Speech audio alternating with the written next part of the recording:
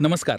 आज त्या सर्वांना शुभेच्छा जे बाबासाहेबांना मानतात, पण फक्त स्वतःच्या सोयीनुसार. सगळ्यात आधी त्या विशेष मंडळींना शुभेच्छा ज्यांना संविधानाने दिलेले हक्क हवेत आणि आर्क हवंय आणि आरक्षणाचे सर्व फायदेही हवेत.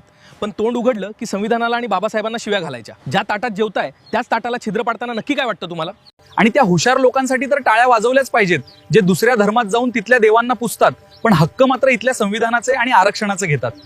आणि त्यांनाही शुभेच्छा ज्यांचे पूर्वज हिंदू होते, पण आज ते केवळ स्वार्थासाठी आपली मुळं विसरून सोयीचं राजकारण करत आहेत. तुमची निष्ठा नक्की कुठे आहे? तत्वांवर की फक्त फायद्यावर? काही जण तर असे आहेत जे जातीचा फायदा घेऊन मोठ्या पदावर बसलेत, पण तिथे गेल्यावर त्यांना समाजाचा विसर पडतो. भ्रष्टाचारात माखलेले हे लोक जेव्हा संविधानाची वाट लावतात तेव्हाच लोकांना या व्यवस्थेवर प्रश्न विचारायला भाग पडतं.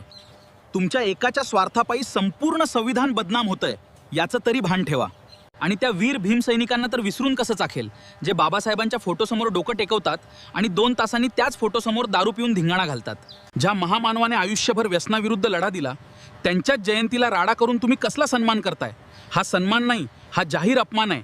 22 मधल्या फक्त 2-3 प्रतिज्ञा तुमच्या सोयीच्या आहेत ना, कारण त्यात दुसऱ्या धर्माला किंवा देवाला नाव ठेवता येतात. पण जिथे स्वतःला सुधारायचं आहे, जिथे व्यसन सोडायचं आहे, तिथे तुमची जीभ का अडखळते? प्रतिज्ञा आचरणात आणण्यासाठी असतात, फक्त ओरडण्यासाठी नाही. बाबासाहेबांनी तुम्हाला माणूस म्हणून जगायला शिकवलं, पण तुम्ही स्वतःहून संधी साधू व्हायचा प्रयत्न का करताय? संविधान आजही टिकून आहे कारण ते तुमच्यासारख्या लोकांसाठी नाही, तर तुमच्यासारख्या लोकांपासून या देशाला वाचवण्यासाठी बनवलं गेलंय. आमच्या संपूर्ण प्रधान परिवाराकडून साथ संविधानाचा खरा आदर करणाऱ्यांनाच जयंतीच्या शुभेच्छा.